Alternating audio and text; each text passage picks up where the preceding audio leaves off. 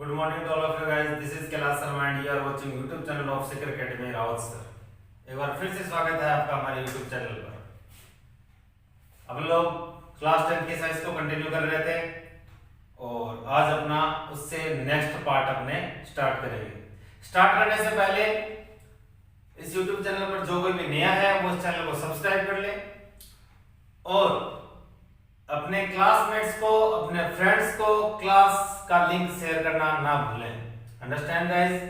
उसके बाद नेक्स्ट जो है वो ये है कि अगर आप लोग इस साइंस को, ये जो साइंस है, इस साइंस को प्रैक्टिकली समझना चाहते हो एक्सपेरिमेंट्स के थ्रू, लाइव एक्सपेरिमेंट्स के थ्रू, तो आपको हमारा दूसरा चैनल डॉक्टर OMG एक्सपेरिमेंट्स 100% क्या करना चाहिए, सब्सक्राइब करना चाहिए।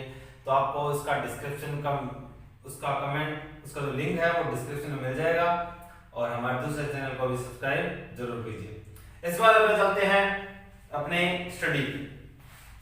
तो अपन लोग लास्ट टाइम क्या कर रहे थे? लास्ट टाइम अपन लोगों ने जॉन न्यूलैंड जो था उसको कंप्लीट कर लिया था। उसने काफी कुछ कोशिश की थी, बेचारे ने कहां थोरियम तक गया था। मैंने आपको कहा था कैल्शियम तक बना के दिखाई थी, वो रियल में कहां तक गया था? थोरियम तक, शायद लास्ट क्लास में बताया भी था मैंने। थोरियम तक उसने ट्राई किया but he did not have success because उसकी आवर्त सारणी, उसकी जो पीरियोडिक टेबल थी, that is work only for till calcium. After this his principle is not apply on all particles.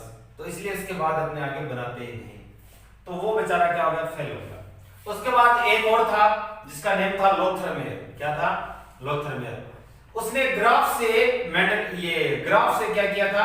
Classification से कोशिश की थी, मतलब एक ग्राफ वगैरह कुछ ड्रॉ किया था, लेकिन वो तो कुछ सक्सेस हुआ भी नहीं, थोड़ा बहुत भी नहीं हुआ था, कुछ एक मतलब हल्का फुल्का उनसे ठीक था न्यूलैंड से, लेकिन वो अपने काम का नहीं था, इसलिए अपने उसको स्टडी नहीं करने वाले।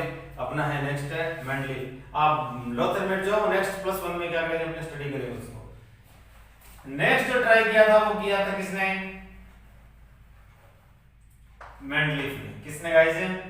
मेंडलीफ ने। ऐसे मानो कि जो मॉडर्न पीरियोडिक टेबल है उसका बेस कौन है? तो उसका बेस है Mendeleev periodic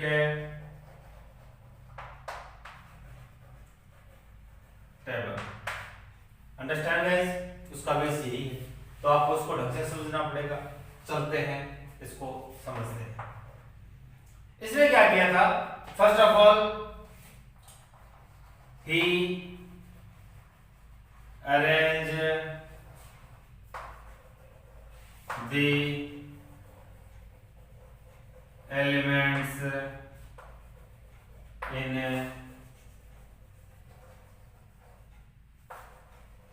increasing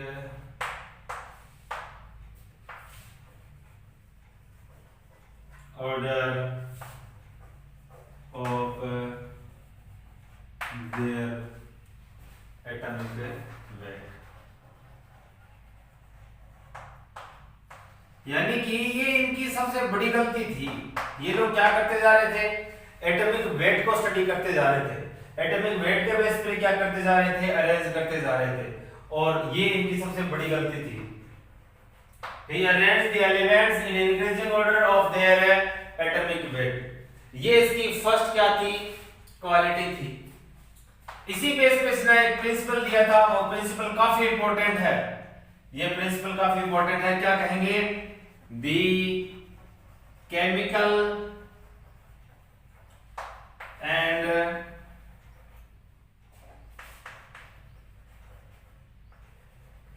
physical properties of elements are periodic function of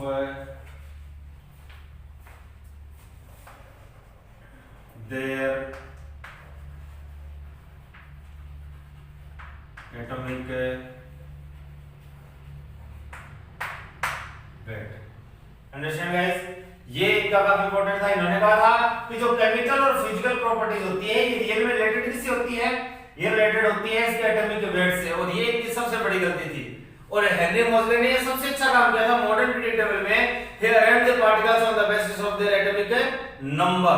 number के बेस पे उन लोगों ने क्या किया, हेनरी मोजले ने सेट किया था, जिससे आज वो सक्सेस है, काफी हद तक सक्सेस है। और इन लोगों ने गलती यही करते गए कि लोग क्या करते गए, एटॉमिक वेट को बेस बनाते गए। अब अपना सिस्टम ये रहने वाला है कि मैंडलीफ को ये कहेंगे कि इसने एटॉमिक वेट के बेस पे करवाई, ठीक है। इसलिए अपने पीरियडिक टेबल को किसमें डिवाइड किया था, रो एंड कॉलम में। रो कितनी थी इसकी, टोटल रो थी 8 रो,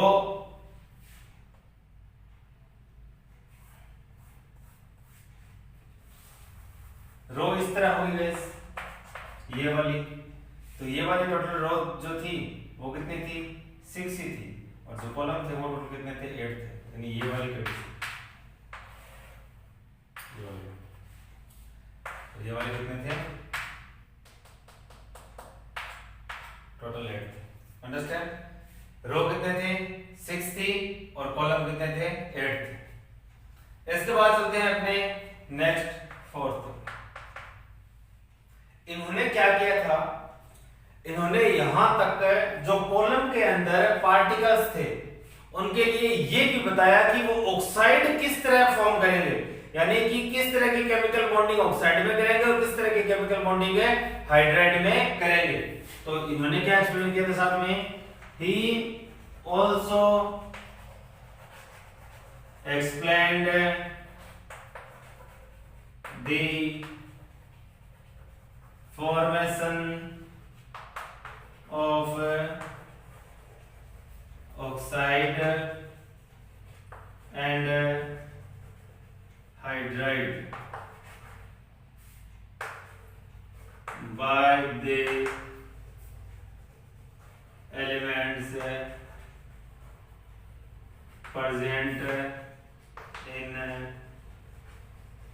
column। अंडरस्टैंड गाइस, कॉलम के अंदर जो प्रेजेंट थे उनको ऐसे बताया था उनके लिए कि ऑक्साइड किस तरह है, हाइड्राइड कैसे है। इनकी सबसे खास बात क्या थी, सबसे इंपॉर्टेंट थिंग ये थी कि फर्स्ट तो ये गाइस है कि इस टाइम तक क्या फाइंड नहीं हुई थी, नोबल गैसेज फाइंड नहीं हुई थी। क्या फाइंड हुई थी, नोबल गैसेज फाइंड नहीं हुई थी। अब नोबल गैसेज फाइंड नहीं हुई थी तो सबसे बड़ी प्रॉब्लम थी, इसको बेचारे को मालूम नहीं था कि कुछ और भी एलिमेंट्स आएंगे, लेकिन उसके बावजूद कुछ एक जगह पे कुछ एडजस्ट नहीं हो रहा था। इस तरह से जो बनाई अपनी, तो कुछ एक ब्लॉक्स में कुछ भी नहीं आ रहा था, स्पेस जो थे वो वैकेंट रह रहे थे। तो उसने गेस किया और अपनी हाइपोथेसिस जो दी उसमें ये कहा कि it must be sure that in future time some elements will be discovered which come in these places perfectly, जो यहाँ एकदम सही आएंगे। जैसे कि इसने क्या किया, एक तो मैं इसको यहां लिखता हूं, इसने क्या किया, बोरोन की आगे की जगह खाली छोड़ दी, इसने एल्यूमिनियम की आगे की जगह खाली छोड़ दी, and he also remained the space the forward place of silicon। Boron के आगे का जो एलिमेंट था उसने उसे क्या नेम दिया, उसने उसे नेम दिया एका बोरोन। क्या नेम दिया, एका बोरोन। एल्यूमिनियम के आगे की जगह जो खाली छोड़ी उसने कहा कि यहां जो एलिमेंट मिलेगा वो क्या होगा, एका एल्यूमिनियम, यानी उसने एका लगा के उसके नेम दे दिया, यानी आगे वाला सिलिकॉन के आगे वाला। अब एका सिलिकॉन का मीन है the elements which is just next to silicon, एका सिलिकॉन। और इसकी बात सही थी, इसने जो प्रेडिक्शन की थी इट इज परफेक्ट। और क्या परफेक्ट रही कि एका बोरोन की जगह एक पार्टिकल मिला था जिसका नेम था स्कैंडियम, और यहां एका बोरोन की जगह ये परफेक्ट आ रहा था, एकदम परफेक्ट। सेकंड है एका एल्यूमिनियम की जगह कौन आ रहा था, गैलियम आ रहा था। गैलियम मिला तो परफेक्ट था, यहां परफेक्ट अपनी जगह आ रहा था। एक का सिलिकॉन जो था ये इसकी जगह कौन आ रहा था, जर्मेनियम। सिलिकॉन के बाद कौन आ रहा था, जर्मेनियम आ रहा था और परफेक्ट इसकी जगह एडजस्ट हो रहा था। तो उसकी बात कहीं ना कहीं सही थी और ये सबसे मेन क्वालिटी है किसकी, मेंडलीफ की, कि उसने कुछ जगह खाली छोड़ दी और वो जगह उसके अंदर पार्टिकल्स आए जैसे उसने कहा था वैसे वैसे सही। ये नंबर 5 हो गया। फिर क्या हो गया इसे, नंबर है 5। उसने क्या किया, एलिमेंट्स को किस ऑर्डर पर अरेंज किया था, उसने increasing order of their atomic weight के बेस पे इनको सेट किया था, अरेंज किया था। उसके बाद उसका प्रिंसिपल है, रो कितने 6 है, कॉलम कितने 8 है, और उसने साथ में हाइड्राइड बताया कैसे बनते हैं, ऑक्साइड बताया कैसे बनते हैं। उसके बाद उसने बोरॉन वगैरह एल्यूमिनियम वगैरह का की जगह खाली छोड़ दी और उस जगह उस स्पेस पे बाद में जो एलिमेंट्स आपको मिले भी और परफेक्ट सेट भी हुए। इसके बाद में इसकी कुछ और खास बातें हैं, वो क्या है कि इसने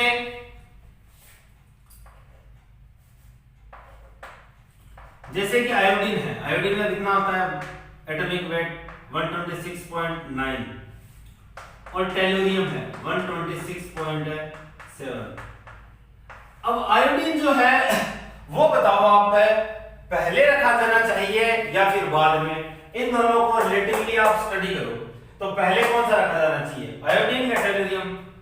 सिंपल सी थिंग है गाइस कि कौन सा पहले आना चाहिए, आयोडीन पहले आना चाहिए because it's atomic weight of iodine is less than tellurium, so iodine पहले आएगा। लेकिन आयोडीन जब पहले रखा जा रहा था तो उस कॉलम के साथ उसकी प्रॉपर्टीज मैच नहीं हो रही थी, उसके साथ उसकी प्रॉपर्टीज मैच नहीं हो रही थी, इसीलिए इसने क्या किया, इसने टेलुरियम को पहले रख दिया और आयोडीन को बाद में रख दिया। तो इसकी एक अच्छी बात थी, प्रॉपर्टीज मैच हो रही थी इसमें काफी हद तक। Understand guys? तो आप इसका क्या कर लीजिए, स्क्रीनशॉट ले लीजिए। इसके बाद अपने इसकी क्या करते हैं, ड्रॉबैक्स करते हैं।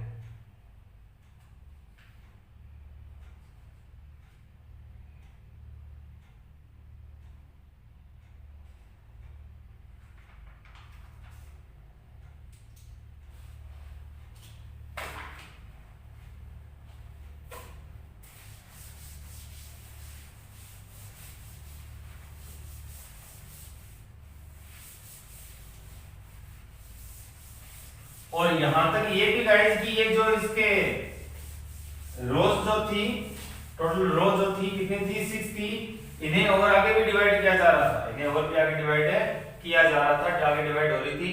वो अपने जब इसकी मेंडलेव की क्लास उसके पीरियोडिक टेबल को देखेंगे उस टाइम बात करेंगे। मैं एक साइड में उसकी डायग्राम लगा दूंगा, उससे आप देख लेना हल्का फुल्का उसका। नेक्स्ट इसकी ड्रॉबैक्स।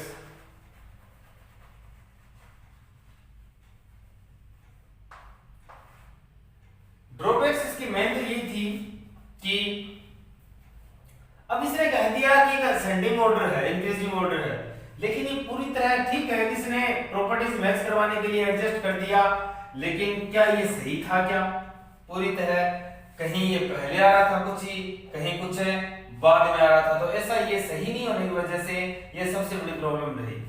अब जैसे कि एक सेकंड और इसका एग्जांपल है, एक था कोबाल्ट और एक है निकल।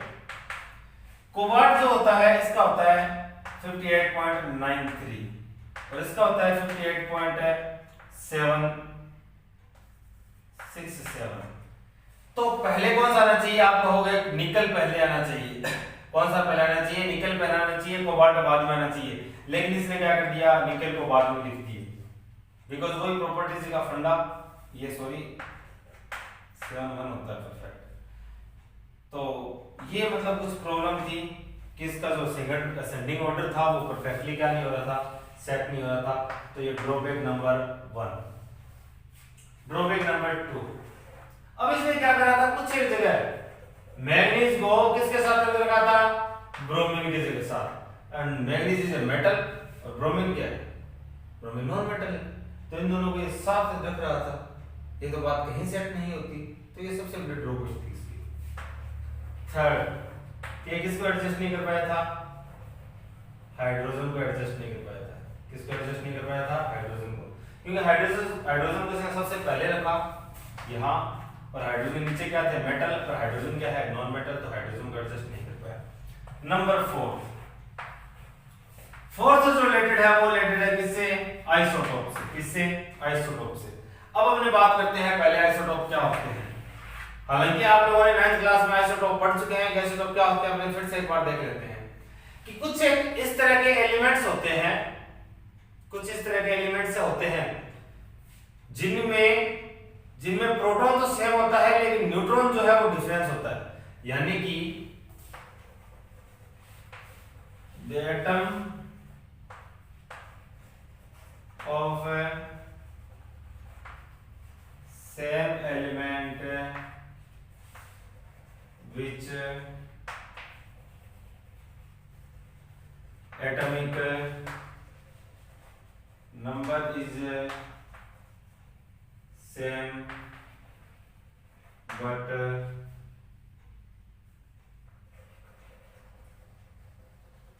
atomic mass is different। किस तरह?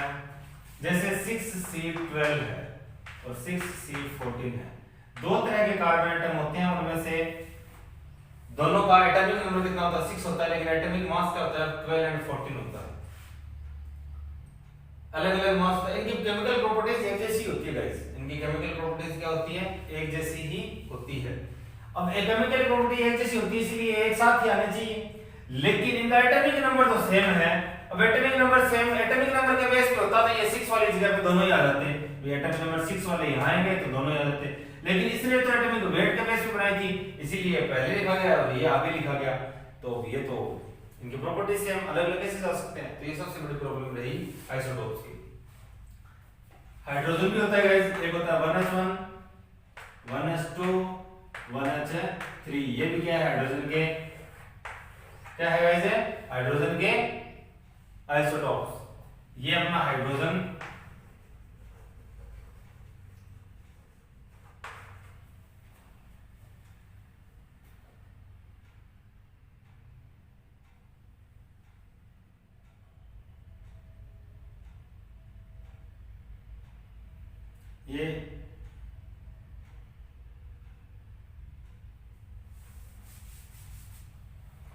ये अपना हाइड्रोजन,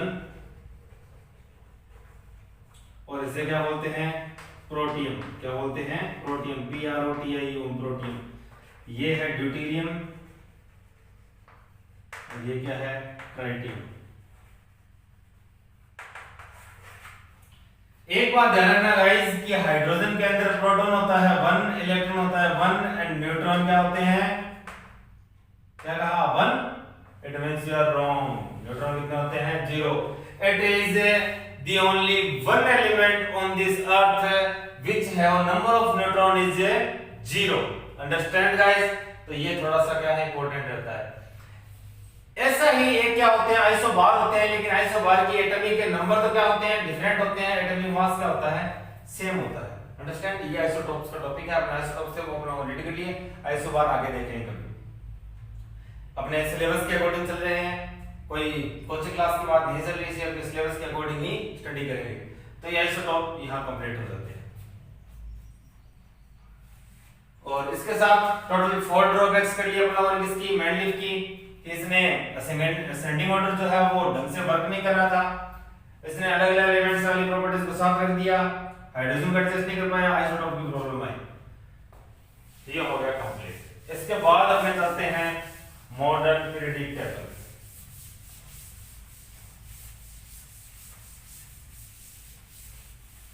गाइस आप लोग अगर कोई किसी तरह की प्रॉब्लम हो तो आप लोग कमेंट बॉक्स में बता सकते हैं, यहां किसी का नाम नहीं लिया जाएगा और अच्छे ढंग से समझाया जाएगा, आपको टेंशन लेने की कोई जरूरत नहीं है।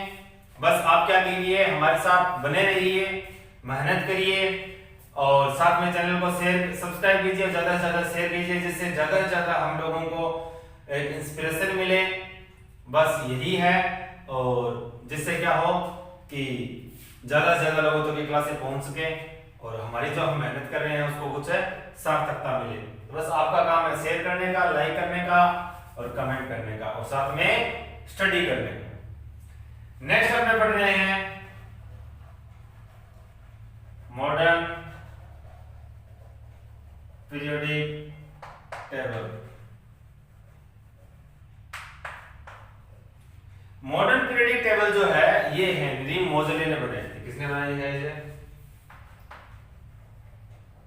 हालांकि ये क्वेश्चन आज तक कभी पूछा नहीं गया है और मेरे हिसाब से कभी पूछा नहीं जाएगा। हेनरी मोजले ने इसने जो पीरियोडिक टेबल बनाई वो किस बेस पे बनाई थी? एटॉमिक नंबर के बेस पे। यानी कि आप क्या कहोगे? He arranged the elements in increasing order of their atomic number। और ये गाइस इसके सक्सेस होने का सबसे बड़ा रीजन भी यही एटॉमिक नंबर के बेस पे इसका इंक्रीजिंग ऑर्डर को सेट करना है। इंक्रीजिंग ऑर्डर जो इसने सेट रखा वो किसके बेस पे रखा था? इसने रखा था एटॉमिक नंबर को रखा था। इसीलिए एटॉमिक नंबर के बेस पर इसने बनाई तो ये सबसे ज्यादा इसके सक्सेस होने का रीजन था। सेकंड अपने बात करते हैं। सेकंड, इसने भी मेंडलीफ की तरह ही अपना एक प्रिंसिपल दिया था। मेंडलीफ ने क्या दिया था? मेंडलीफ ने कहा था the chemical and physical properties are the periodic function of atomic weight, but here is अपने क्या कहेंगे? The chemical and physical properties of periodic of elements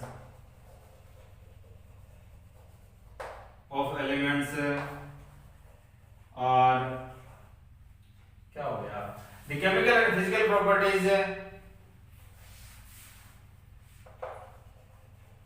are periodic function of their atomic number।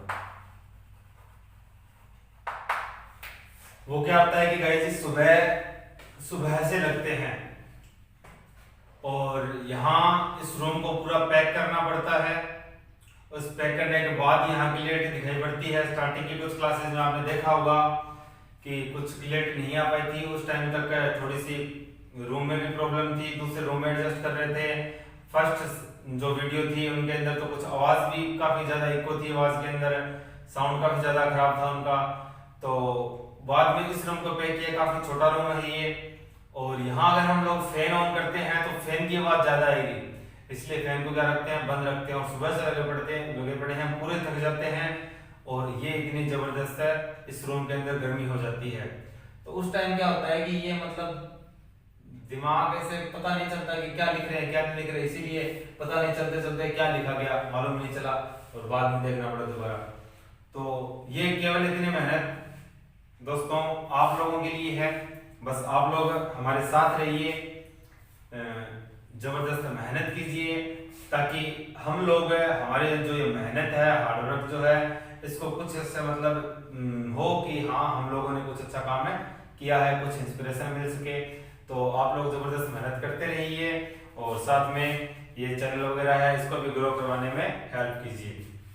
आपको ऐसे ही continue classes मिलती रहेगी और इसमें तो आपका बहुत अच्छा फायदा है कि जैसे मतलब आप क्लासेस में कोई हेजिटेशन फील करता है पूछने में तो आपको कोई दिक्कत ही नहीं है, सारे टॉपिक यहाँ करवाए जाएंगे। घर जाओ मोबाइल में चलाओ और देखो, कोई प्रॉब्लम नहीं है। और फिर भी कुछ समझ नहीं आए तो आप पर्सनली कमेंट बॉक्स कमेंट कर सकते हो और कुछ भी कर सकते हो, कोई दिक्कत नहीं है। बस आप लोगों का यही काम है कि आप हमारे साथ है, कंधों से कंधे मिला के चलो। Understand guys? Understand, you better understand, very good. इसके बाद चलते हैं अपने नेक्स्ट। इसने भी क्या किया था? हेनरी मोजले ने, इन भाई साहब ने भी इसको रो और कॉलम के अंदर एडजस्ट किया था। रो को इसने क्या नेम दिया था? पीरियड्स। क्या नेम दिया था? पीरियड्स नेम दिया था। और कॉलम को क्या नेम दिया था इसने? कॉलम ही। यहां टोटल पीरियड्स कितने थे? 7 और यहां टोटल कॉलम कितने थे? 8 थे। Understand guys? अब अपने लेके चलते हैं, आपके सामने लेके आते हैं मॉडर्न प्रेडिक्टेबल टेबल का एक मॉडल।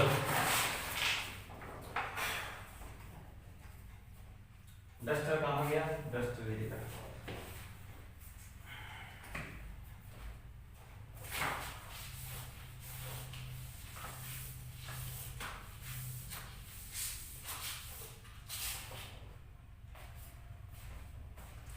ये है गाइस मॉडर्न प्रेडिक्टेबल।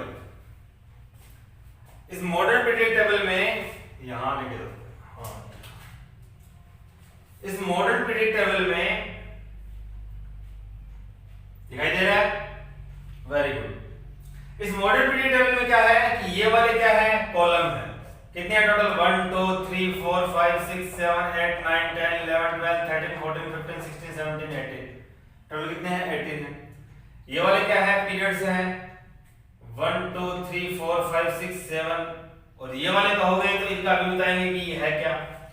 अब इसके बाद क्या है कि यहां इस फर्स्ट पीरियड में कितने हैं? 1 and 1 2 एलिमेंट्स ही है, इसीलिए इसे क्या बोलते हैं?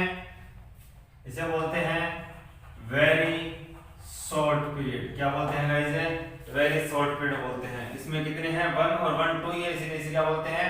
वेरी शॉर्ट बोलते हैं। और इसमें कितने हैं? 1 2 3 4 5 6 7 8। और इसमें कितने हैं? 1 2 3 4 5 6 7 8। यानी फर्स्ट तो क्या हो गया? वेरी शॉर्ट है। और सेकंड क्या हो गया? सेकंड एंड थर्ड ये क्या हो गए? शॉर्ट, लॉन्ग नहीं है ये।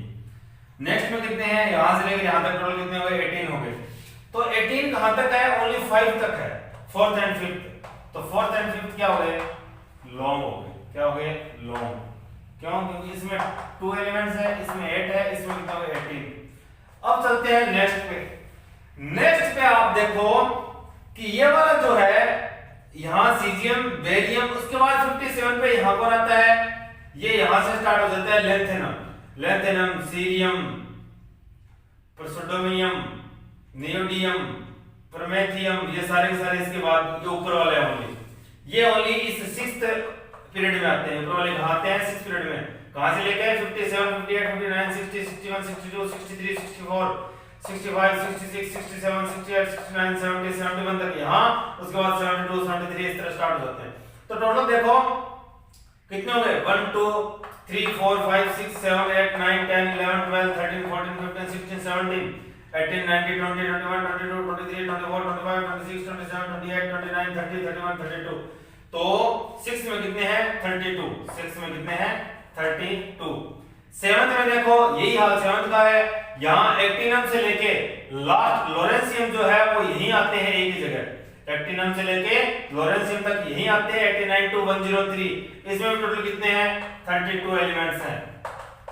तो ये दोनों ही क्या है? ये है very long periods. Understand guys? तो ये हो गए कुछ है, हाथ दर्द करने लग जाता है। ये हो गए कुछ है पीरियड्स की स्पेसिफिक बातें। नेक्स्ट अपने करते हैं किसके लिए?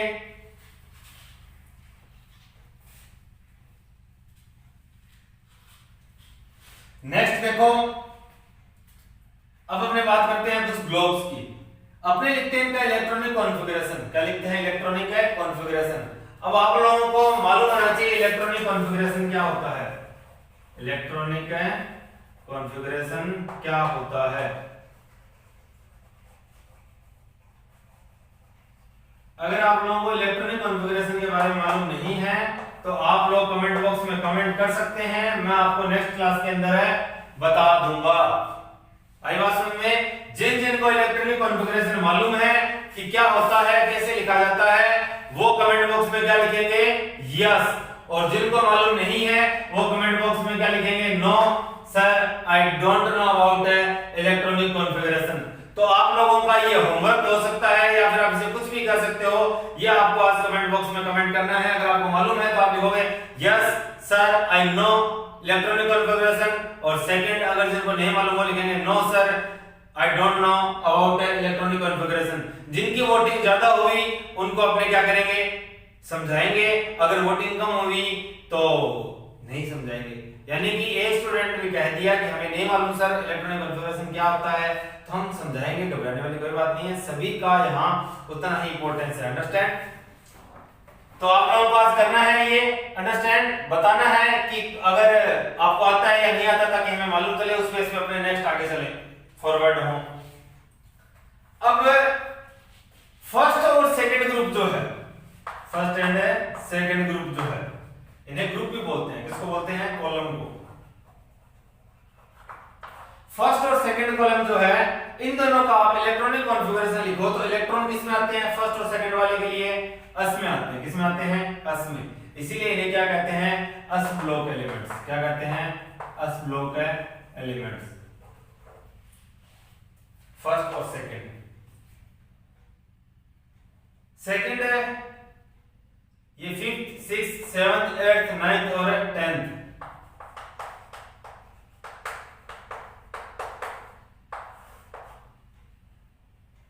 ये 10th नंबर। और अगर आप बात करो ग्रुप नंबर की तो कौन सा है?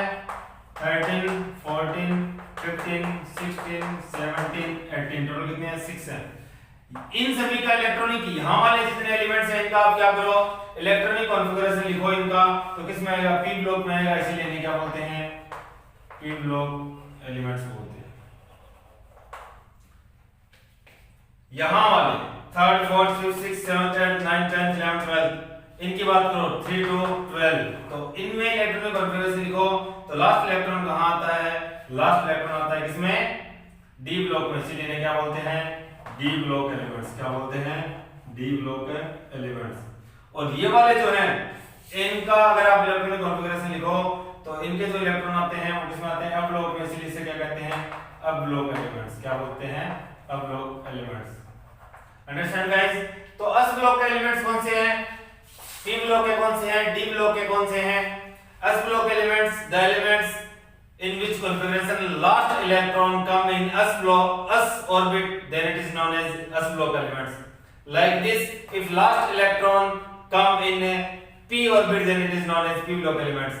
और इसी तरह लास्ट इलेक्ट्रॉन डी में आए तो डी ब्लॉक के, और लास्ट इलेक्ट्रॉन अगर f में आए तो f ब्लॉक के एलिमेंट्स हो सकते हैं। यहाँ ये दोनों फर्स्ट और सेकंड किसके हैं? s के। लास्ट वाले p ब्लॉक के हैं, ये वाले यहाँ से लेकर यहाँ तक d ब्लॉक के हैं, और ये नीचे वाले किसके हैं? f ब्लॉक के हैं। ध्यान देने वाली बात यह है कि जो दिस He हीलियम, ये p ब्लॉक में काउंट नहीं होता। किसमें काउंट नहीं होता? ये किसमें काउंट होगा? s ब्लॉक में काउंट होगा। किसमें काउंट होगा? s ब्लॉक में, बिकॉज़ इसका इलेक्ट्रॉनिक कॉन्फ़िगरेशन जो होता है 1s2 और लास्ट इलेक्ट्रॉन s में आ रहा है, इसीलिए किसमें काउंट होगा? s ब्लॉक में। इसके बाद नेक्स्ट क्या है? s ब्लॉक के एलिमेंट्स का एक एक्स्ट्रा नेम है। s ब्लॉक के एलिमेंट्स का क्या है? एक एक्स्ट्रा नेम है। इसी तरह डी ब्लॉक एलिमेंट्स का एक्स्ट्रा नेम है, इसी तरह पी ब्लॉक एलिमेंट्स का एक्स्ट्रा नेम है, इसी तरह एफ ब्लॉक एलिमेंट्स का एक्स्ट्रा नेम है। अब हमने देखते हैं इनका नेम है क्या। एस ब्लॉक को बोलते हैं alkali and alkaline earth metal. क्या बोलते हैं? Alkali and alkaline earth metal. P block को बोलते हैं रिप्रेजेंटेटिव मेटल या एलिमेंट, रिप्रेजेंटेटिव एलिमेंट्स। डी को बोलते हैं ट्रांजिशन एलिमेंट्स। एफ को बोलते हैं inner transition.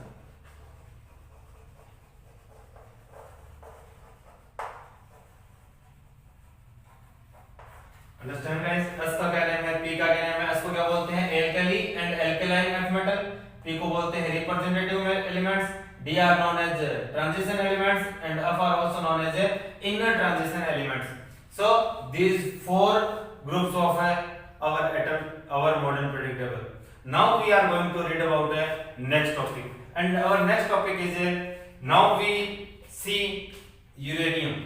Uranium, which atomic number is 92 and atomic symbol is U. Now we are going to discussing about uranium, which atomic number is 92 and atomic symbol is U.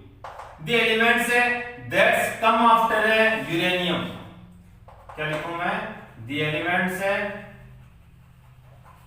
That's